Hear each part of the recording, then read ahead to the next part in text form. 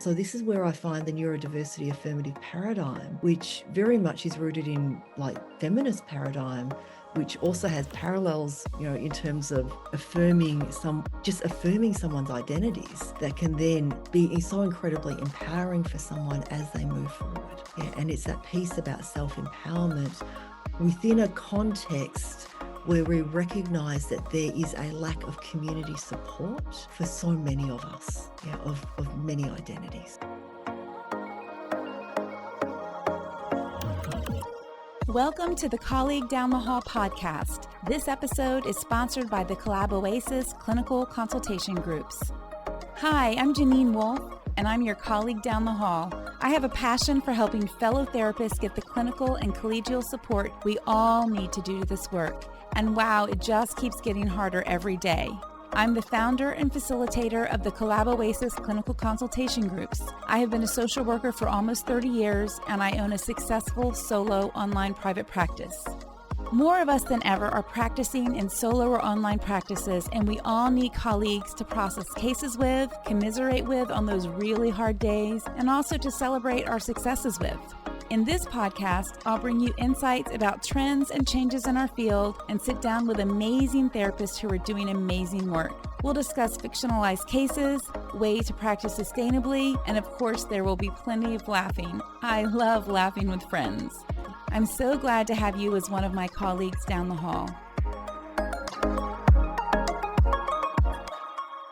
Hello, everyone. You're listening to another episode of the Colleague Down the Hall podcast. I'm your host, Janine Wolf, and I'm joined today by Linda Tai, who is a trauma therapist who specializes in cutting-edge brain and body-based modalities for healing of complex developmental trauma. I recently completed a training with Linda called Befriending the Nervous System, which is an insightful experiential training with strategies for trauma, sensory processing, and developmental wounds. And I am so thrilled to have her as my guest because I just learned so much in that training. And today we're going to talk about understanding neurodivergence in trauma work. Welcome, Linda. Thank you, Janine. It's so wonderful to be here with you all today. Yes, thank you. Okay, so there has been more and more recognition of the ways that trauma and neurodivergence can overlap in presentation, but with differing underlying causes. And that's what I found so helpful in your training. So can you just tell us a little bit about your work around that, or just jump in wherever you want with this topic? Sure. So in terms of my own professional journey, I got hyper trained in a whole bunch of trauma reprocessing modalities because I was all about trauma. And then at one point, my clinical supervisor says to me, Linda, there's more to mental health than trauma. And I had that whiplash moment where, Really? yeah, like really? Yeah, and then I started working with cases where I really saw how med management was incredibly helpful. And then I started really noticing, by this point in my career, I was really noticing that with my clients with whom I was working on their complex developmental trauma, that for some of them, it didn't look like they were getting better. It looked like they were getting worse, right, in air quotes. And I held a curiosity and an openness around that. And then at the same time, I was also getting referrals where people were self-referring. They'd done a whole bunch of trauma therapy, years ago, and they wanted to come and see me because they saw that I was trained in a bunch more modalities. I live in a small town is the context. And I'm working with these folks using the trauma techniques that I was trained in and not seeing much progress in air quotes. And so that's when I started to do my own deep dive into ADHD and autism specifically, because what I was doing wasn't working.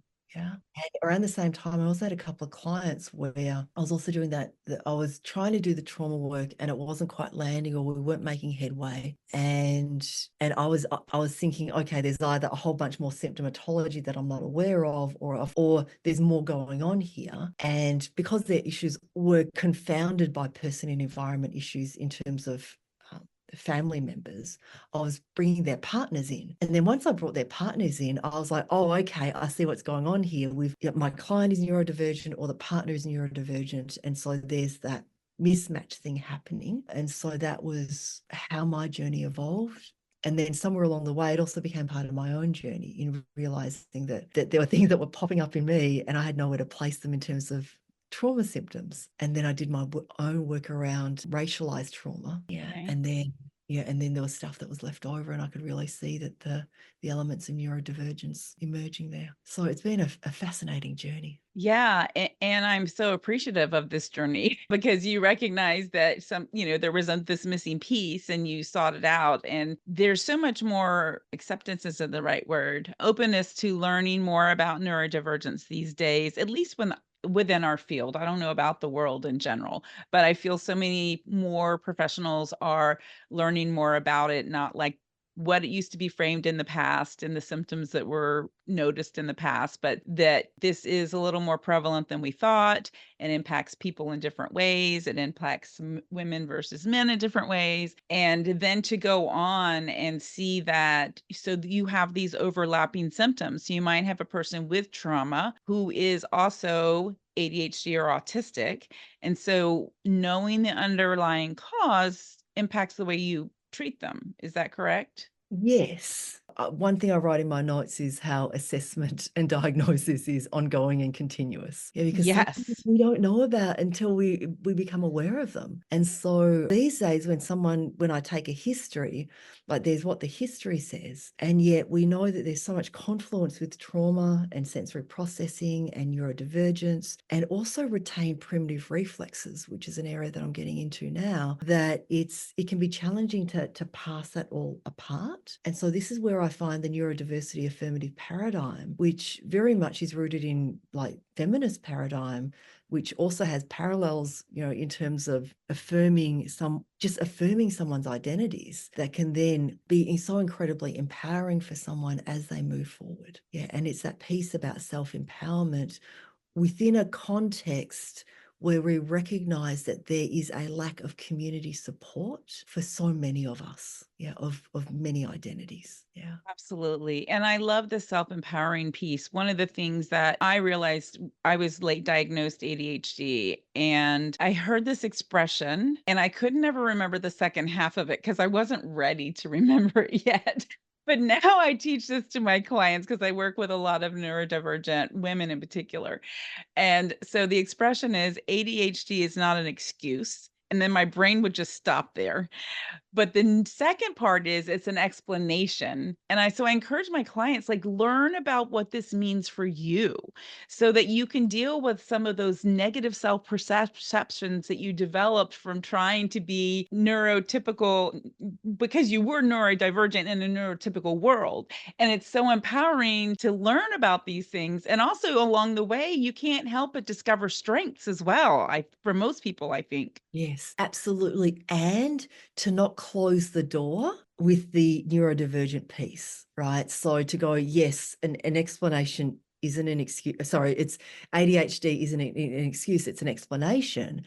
However, there may also be more explanations that we have yet to uncover together.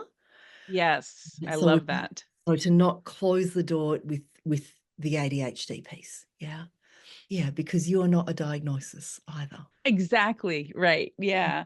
Yeah, and I see that piece that I think sometimes we forget that assessment is continuous, and you can work with a client for a long time and still uncover these little epiphanies or insights or nuggets, and then you, like, really are seeing the case with a whole new perspective, which can be so helpful, which I also have to put in a plug for peer consultation, which I'm a huge believer in. There's nothing better than talking to a colleague who has a different theoretical orientation and helping you with the case because they look at it differently. Yes, absolutely. And that's where I love my, complex developmental trauma case consult groups. And I also love the consult groups where, we come from different modalities, different specialties. I've had clinical supervisors who are trained in all the things I'm trained in. And I've also sought out clinical supervisors who have entirely different worldviews. Yes, And different yes. trainings, right? It's wonderful. Mhm. It's wonderful. And here's the other piece I'd also recommend as well is to also engage in case consultation outside of the silo of mental health. Yes, if you can be a part of a multidisciplinary team where you're able to talk about a client, but to bring in, say, the functional and integrative medicine piece, and to bring in the occupational therapy piece, and to bring in the chiropractic piece. For me, this is all incredibly fascinating. Incredible. Yes. Yeah. I got good advice a long time ago from a therapist friend who said, if you really want to specialize in something, for example, ADHD, then go to your ADHD conference, but go to an occupational therapy conference that looks at ADHD. Right. Yeah. Yeah. And you talked about that in the training when you were talking about sensory processing, and that occupational therapists can be huge helps for us in that realm because they're looking at it on such a deeper level than we are trained to. And they can bring insights that can be really helpful in our treatment. Yes, yes. And because occupational therapists can be hard to access, I recommend that therapists have a basic understanding of sensory processing difficulties and challenges and disorder, because it can help to build rapport with a client. It can help them to feel seen and heard and normalized. And we can also then create a map of your senses, the ways in which you become overwhelmed or underwhelmed. How do you know? And then what can we do about it? And so to take that data to an occupational therapist means that you're going to have more traction more quickly because you've already got that as data. Right. Yeah. I think that the more we learn in this field, the more we realize we've got more learning to do, because people are complex, they're complicated. Yes. Yes, I started, I was a yoga instructor for 10 years before I got into the therapy game, and I was all about the somatic therapies and somatic psychotherapies. And then the more I got into the body, the more I realized that there was more into the body to go. Right, right. Yeah. Yes. Yeah, I think I don't know. That's a different tangent. We'll leave that one alone. But yes, we always have more to learn in this field. And I also find that most therapists love to learn. They're constantly like reading the next book or talking to the next person or going to the next training. And I think that's really wonderful about our field. Yes, because we're so open-minded. Right. And we're willing to consider other possibilities and other ideas. And it's such a strength that so many of us have as therapists, but also within therapy culture. Yeah. Yeah, I agree. Okay. Yeah. Okay. So I sort of got us off track a little bit there, but I'm enjoying talking to you. So let's talk about so in the training you talked about some of the overlaps. So let's look at, ADHD and autism and some of the overlaps that we see with PTSD and how the response to those or the tools that you teach or the therapy that you provide really is different based on, because a lot of, I would say all people with ADHD and autism have some level of trauma, especially if they were late diagnosed. But even if you're diagnosed as a child, the world still expects you to function in a neurotypical way. Yes. Big shout out to Janae Elisabeth of Trauma Geek for their work around distinguishing between autistic traits and autistic trauma, and to bring that information and pull it forward into ADHD traits versus ADHD trauma really helps when I do the psychoeducation with clients, so that they can distinguish between the areas that may not change, or actually we may actually see more of these symptoms in inverted commas. We may see more of these traits emerge as we actually address the trauma. And this doesn't mean that we're failing at our treatment plan. It means that as we take away the trauma associated with your need to mask and self-protect, that need to mask and self-protect actually diminishes. But then how can we support you as your innate neurodivergence begins to emerge, so that it will flourish, so that you can flourish? Yeah, I love that perspective. And that's not a resource I'm familiar with, so I'll be checking that out for sure. Okay, so can you speak more about either ADHD versus ADHD trauma versus, versus PTSD? I'd love if you could get into that a little bit. Sure. So let's just start with the sensory processing piece, right?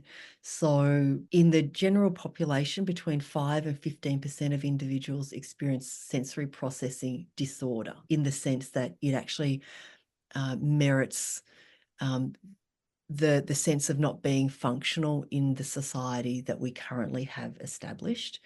And yet the rate is also higher when we look at it in terms of sensory processing differences or sensory processing preferences. But when we look at folks with ADHD, then we're looking at 50% of ADHDers experience sensory processing disorder. Yeah. And for autistic folks, that goes up to 75%. Yeah. So 75% of autistic folks experience sensory processing disorder. So when I look at neurodivergence, I actually then go, okay, let's go 100% sensory processing, fill in the blank, whether it's a difficulty disorder, challenge, preference. Yeah. And so we pull that forward, and then we have to pause and ask ourselves, is this a sensory meltdown? Am I experiencing sensory overwhelm? Have I gone into a sensory mediated dorsal vagal collapse? Or is this a trauma trigger that's causing my body to respond? Yeah, so just being able to pause and create that discernment allows us to be then more effective. We know that with PTSD, we can have secondary sensory processing avoidance as a result of PTSD related sensory stimuli. Yeah, but that's like secondary to the traumatic event, which is then a way in which we can distinguish between, is this a sensory processing thing or is this a PTSD stimulus related, avoidance related response? Yeah. And so in that situation, something like EMDR or brain spotting would actually be really effective because it's got that trauma element to it, but you can't use a trauma treatment modality on your sensory processing preference or disorder. Yeah. Right. Yeah. And so that's where you can just trial and error. You can go, let's brain spot this, let's see what comes up. Right. And that's where it's like, oh yeah, great. We just brought that to a squeeze lemon zero. And there may still be sensory preferences underneath that are more manageable. Yeah. However, when it comes to the sensory processing disorder, that's where I would actually refer out to the realm of an occupational therapist, where if it's a sensory preference, then, we're able to gain traction with that, as mental health therapists. Yeah. Yeah. And so that's where I typically start. And then I look at sensory burnout and sensory meltdowns, because we know that when your sensory template has more connectivity in it, then you're more likely to experience the world as overwhelming. And then you're more likely to override. And so when we look at the trauma responses of fight, flight, freeze, right, attach, cry, and submit, I think another trauma response that we often overlook is the override. Yeah, we just override, we mask, we just dissociate and keep going. And so to be able to pause and go, okay, is this a sensory burnout? As in, is it autistic burnout? Is it sensory burnout? Is it depression? Or is it dorsal vagal collapse? And there can be elements of all three, because we can get really depressed about how much we override, but we don't call it override, right? We get depressed about how hard we work, but then how exhausted we are and how other people seem to be functioning just fine, and there's something wrong with me, and that therefore I then feel depressed toward myself and my body and my situation.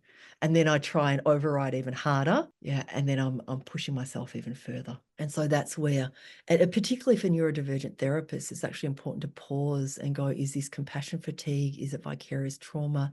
Is this grief? Or is this like a sensory burnout? I think that's a great distinction to make, because we tend to presume it's all burnout, but depending on our neurotype, our nervous system, our sensory processing abilities, they can be very different things. And so we might have very different underlying needs. Yes, absolutely. Oh, and to throw in there, it could also be moral injury and institutional betrayal and systemic exploitation. Right. So there's a lot to actually make distinctions with there. Yeah. Or it could be a combination of several of those, right? Yes. I'm just going to throw you a list of questions. These are the list of questions that I ask when I offer a peer consultation or clinical consultation around this. So, so we've got the sensory questions, and then, is it ADHD daydreaming? Is it the ADHD time vortex where time disappears and dissolves? Is it ADHD understimulation? Or is it dissociation because I'm overwhelmed? Is it ADHD impulsivity, or is it a PTSD narrow window of capacity? Or is it a trauma response of avoidance and got to get away from here? Is it ADHD hyperactivity, or is it PTSD hyperarousal? Is it ADHD rejection sensitivity, or is it a CPTSD abandonment wound? And I know that I ask these questions in terms of either or, but it can also be both and. Yes. Yeah. And that's where that empowerment piece and the education piece is so important, because we then get to find that answer for ourselves. Yeah. Is it ADHD executive function and emotional regulation and attention issues, or is it PTSD hyper and hypoarousal? Right? And it could be both. And I don't have any sort of definitive answer to any of these for anyone out there. It's a journey of holding someone's hand and walking through it together. Is it ADHD object impermanence, or is it avoidant attachment? I only found out in the last couple of years that an ADHD trait is object impermanence.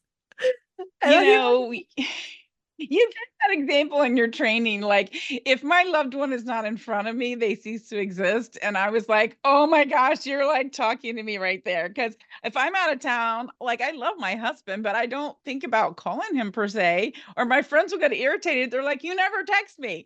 And it was so helpful for you to explain that, Linda. I cannot even tell you how helpful that was.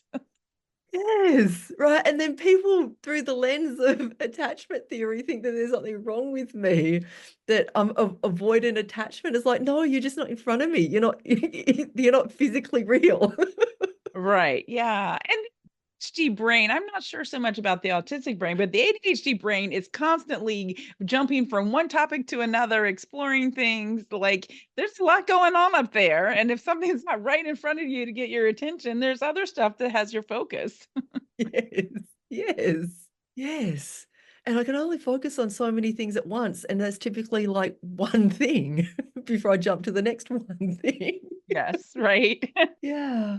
Yeah, am I an extrovert, or am I a sensory seeker, or am I ADHD, right? Where I like novelty, or am I actually living in avoidance and I'm chasing, fascination outside of me, which can be like a PTSD trait, and it could be both.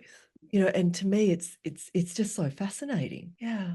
It's, alexithymia, we also know, is common for folks who have interoceptive challenges. And we also know that those interoceptive challenges also correlate with having a smaller insula, which is a part of the brain that helps not just with self-awareness, but also being able to register information on the inside, which then creates a feedback loop. And so alexithymia, not knowing what you're feeling, we've known that it's a PTSD trait for a long time. And it's only recently that we've recognized that it's a neurodivergent trait. And yet, when it comes to PTSD, it's a secondary trauma trait, meaning in order to survive repeated traumatization, my body brain has learned to prune the synaptic connections between my somatosensory neocortex and the parts of my body that experience discomfort or distress. And emotions are physical sensations, right? So if there's overwhelm with no one there for you, then I'm going to reduce those synaptic connections and numb myself from feeling my body. And we also know from early imaging brain scans for neurodivergent folks, that those interoceptive challenges actually begin very early on. And so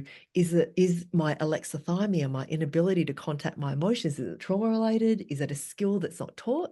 Is it a trait that's not valued by my family or cultural systems? Is it a personality trait that that has emerged due to overwhelming sensitivities? Or is it, so therefore it can be like the sensitive neurodivergent template that has learned to adapt by shutting down connectivity? Or is it an innate born trait? And the answer is, I don't know, but let's start the process. Right. Let's start the process of befriending the body in the ways that are available, and let's see what happens next. Yeah. And just embracing curiosity. I think sometimes we get so caught, and I blame this on the DSM. And since I accept insurance, that I have to use the DSM, but we get so caught up on, okay, if you have this diagnosis, then you have this, and this. But really, we need to tease that out a whole lot more. And maybe Yes. we need to use this diagnostic code because insurance needs it. But the way that we're working, we can go so much deeper than that and help clients uncover where they're coming from, where these things are, how they're showing up in life, basically, Yeah. and what are the things that work for them and what are the things that don't. And we want to help with those. Yes, because at the end of the day, the DSM is a list of symptoms and it does not give rise to nuanced conversations around cause. And so to actually make headway, we actually need to be able to get curious about what root cause is happening. But in the meantime, we work with social supports. We work with challenging and disrupting the systems around us in ways in which there is mutuality and relationality where we can all be nourished and grow, right? We then work with building that capacity for self-empowerment through self-education and advocacy. We work with reducing stigma, right? Because when there's stigma, there's going to be discrimination. We then work with learning how you learn, because when you learn how you learn, you can learn how to do anything. And we then work with getting the additional supports. It could be with functional and integrative medicine and nutrition. It could be referrals out to a team of support that we access over time, depending on what is helpful for us at each point in our healing journey. And it can also look like bringing in family members who may be neurotypical or may not be neurotypical. Yeah. Yes. And then we weave into this other aspects of identity around sexuality, gender expression, race, ethnicity, religion, all the additional aspects of biopsychosocial, spiritual, and structural. Yeah. When I'm talking to therapists, I frequently say, like, we are humans who happen to be therapists because we put so much on ourselves. But we need to apply that to our clients too. There are so many complicated layers to any person. You know, their neurotype, the environment they grew up in, the type of parent and their parenting style, and, you know, transgenerational trauma, and like just so many different aspects. It can feel a little overwhelming, which is why I love the list of questions that you have, because it can feel, all right, so I'm going to focus on these two when I'm working with my client next week, because I feel like we need to sort of tease that out a little bit more and see if we can understand what's at play with this particular thing that we've identified that we're trying to help them with. Yes, yes, yes, absolutely. And that's where being able to discern between, say, concrete thinking and rigid thinking is really helpful for us as clinicians, because concrete thinking is a neurodivergent trait, whereas rigid thinking is a PTSD trait. Yeah.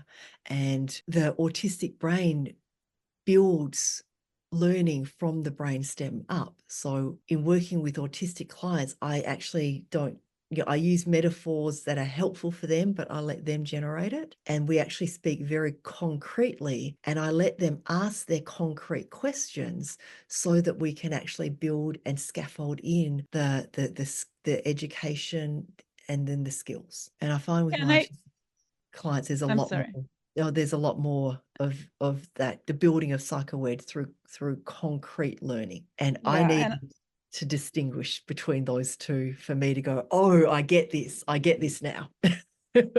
right, looking at all those layers and recognizing the complexity there. I was also just going to say that if people aren't familiar with scaffolding, it is so important to understand that, because that is a way you can address so many things with clients, that you're not going to just throw this thing at somebody and they're going to be like, okay, I got it. But we've got these layers that we're going to build upon, and skills that we are building upon, and, you know, the types of therapy that we're providing for that particular person, and just recognizing that we've got all these layers. And so you're not going to get it right in the first session, probably. It's going to take time, and it's a learning curve, and we're constantly assessing. So there's so much there. Yes.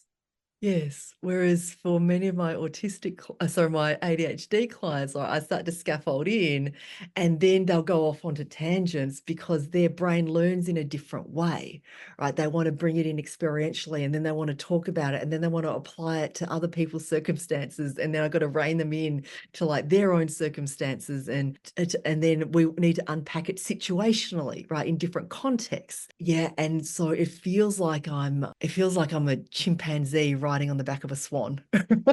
Like, where are we going here? Who's in charge? Right. Give me the Yes. reins. Yes. Oh my gosh, I love that. Absolutely. Yeah. And it can be a lot of fun. Like it can be so Mhm. much fun. Yeah.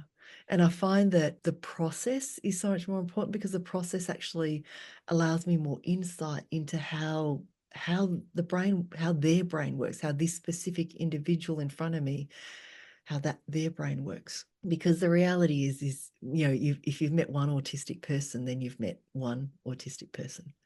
Yes, right. Yeah. So we like literally, if you like kicked my family tree, that all the ADHD brains would come pouring out. But we're all different. And when I had my own journey of, being diagnosed later in life and then trying to help my family see this, and they were all like, what are you talking about? No, no. And I'm like, well, it doesn't like this is what ADHD looks like for Janine, but ADHD might look like something for someone else. And my whole point was the more we can learn about ourselves and how we function in the world, the better we can make it for the next generation. If we all learn and embrace this, then, they're going to be one step ahead or probably five steps ahead where we were. Absolutely. And then this is where we need to have those conversations about supports and the sensory template. I know that for myself, if I've spent, a half day in the outdoors or even an hour in the outdoors, then my ADHD brain isn't so extremely ADHD, right? And so Mhm. that's where I recognize that so many of my ADHD symptoms are actually distress symptoms. And those distress symptoms are beacons that are screaming at me to say, go and be in nature, go stare into the distance, look at the horizon, move your body, get your vestibular system active, use the big muscle groups of your body to lift and push and pull and carry. And after that, your ADHD traits will then become your gifts into the world. And that discernment between my ADHD distress symptoms or your autistic distress symptoms and your innate traits is something that then emerges over time as we begin to get to know ourselves better. And fundamentally, at the heart of therapy is people come back because we help them to make more sense to themselves. Yes. Yes. Yeah. And so what is it for you, Janine, that fills your bucket that then allows your ADHD traits to flourish and be a gift into the world? Creativity, being an entrepreneur has been so good for me I've started a couple businesses. I get to be creative in doing those things. I love the outdoors as well. One of the biggest things for me is laughing. So when I laugh, like we go to the movies and my husband's like, you always laugh louder than anyone. I'm like, because I love laughing and if it's opening the door for me to laugh, I'm going to have the best laugh I can have. If I want to go with my friends, I want to have a great time laughing because that is so helpful for me. Do you love going to shows where you can just like scream at the top of your lungs? Yes, absolutely.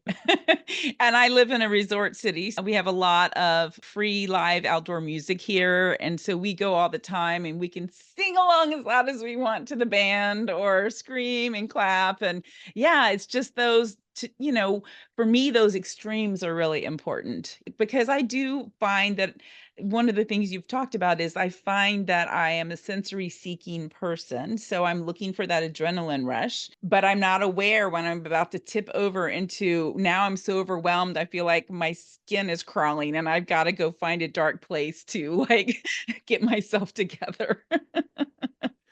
And I noticed as you were talking about screaming and making loud sounds, like your body is like moving, Yes. right? And there's something about being given a space where we can unmask, right? Where we can just flail with our arms and legs and scream and be spontaneously unmasked. That Yes, is so yes. important. Yeah, and embracing that it's okay to do that and really worry less about what other people think. In the training, you talked about the first time you tasted Swiss chocolate. And just like that, you were showing your mouth and your eyes and your body. You were showing that reaction and embracing that this is a really multi-sensory experience. And if it's the thing that really lights us up or, helps us, then embrace it, embrace it. Yes, yes. And if it's okay, your body's doing like when you said embrace, you were going into like this, I know. like, but not like your body went into a fetal position, but not a distressed fetal position. It's like I'm Mhm. being swaddled fetal position. Right. So if Yeah. it brings you comfort, right, you Mhm. can actually put yourself in a swaddle shape right now. Right?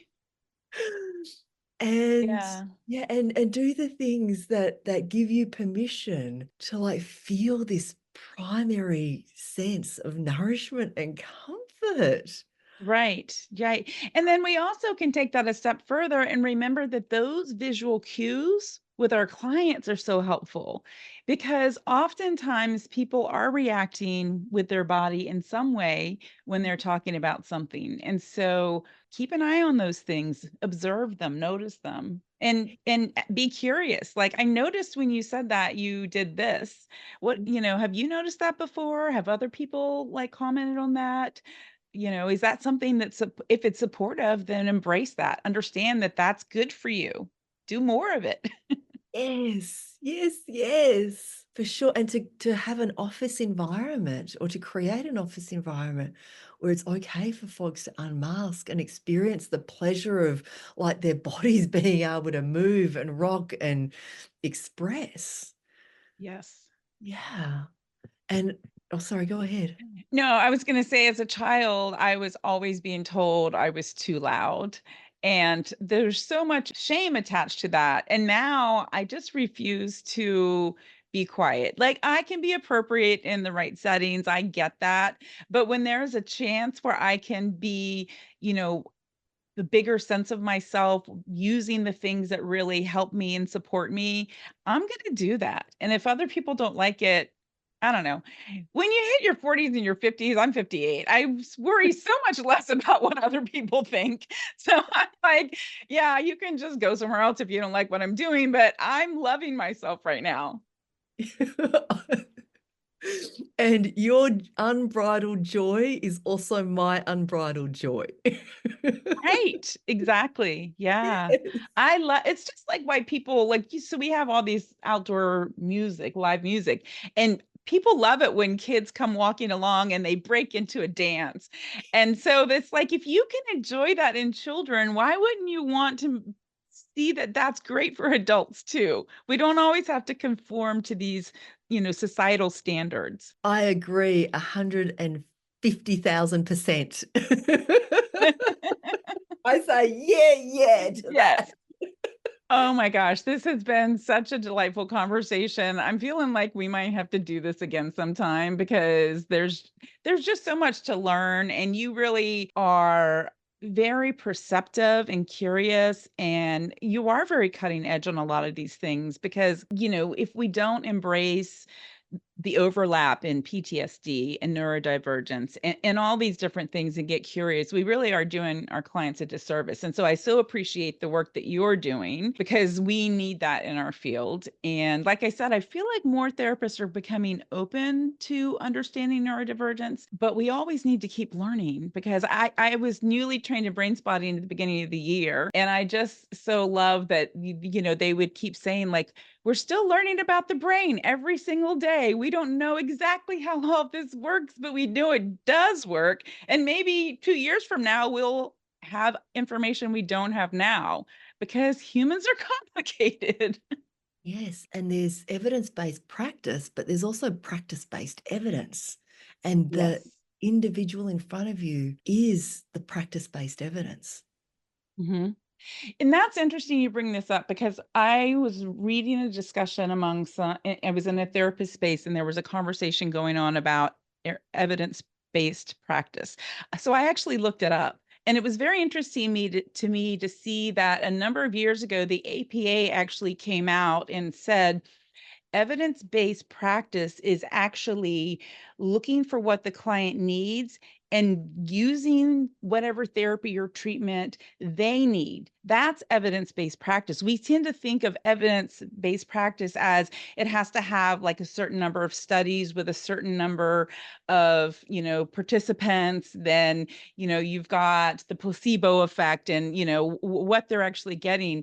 And so I was really interested to read that, because I think a lot of us look at that in a different way than what even the experts in our field, those leading our field, are saying that it is. I agree. And as someone who provides continuing education credits in many of my courses, I know that to offer CEs, I need to offer at least three published articles Mm-hmm.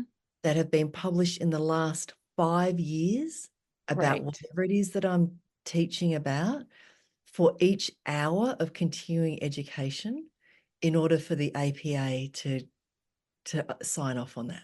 Yeah. Yeah, so I agree with you. And there's this other arm of the APA around Yeah, I CE. was going to say yes. So there's just a contradiction there.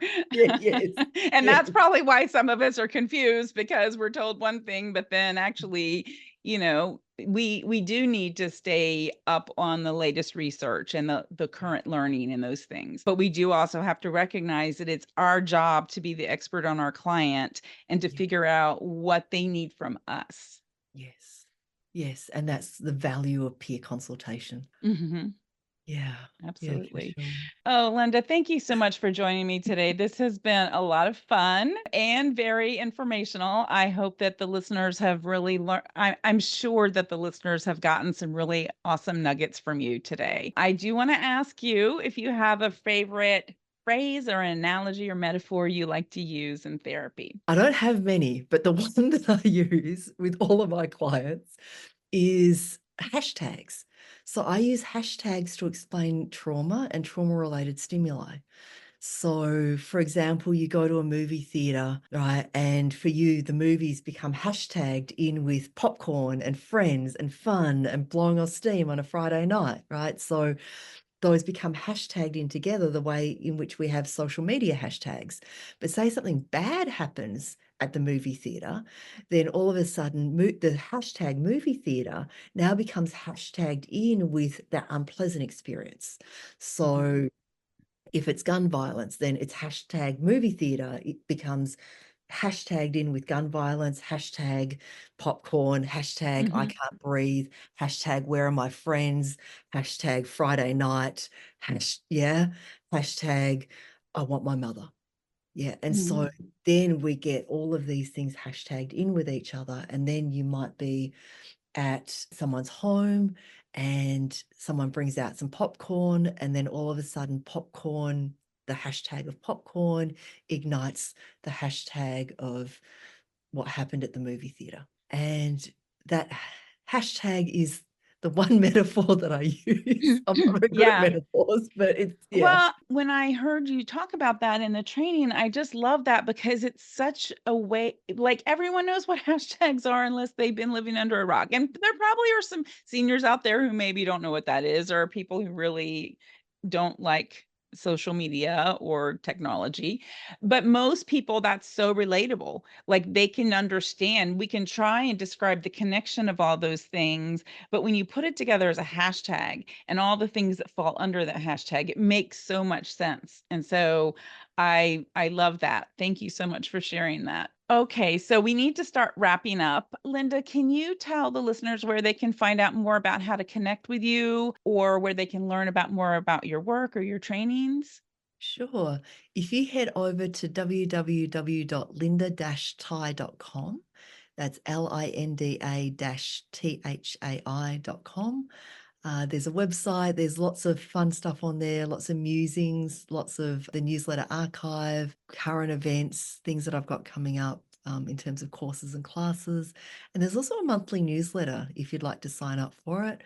And I approach the monthly newsletter from a very decolonized perspective. It's a case of, hey, this is what I've been up to, and here are some things that I'm doing in the future, but it's not like a huge sales pitch in any way. Mm-hmm. That's great. Yeah.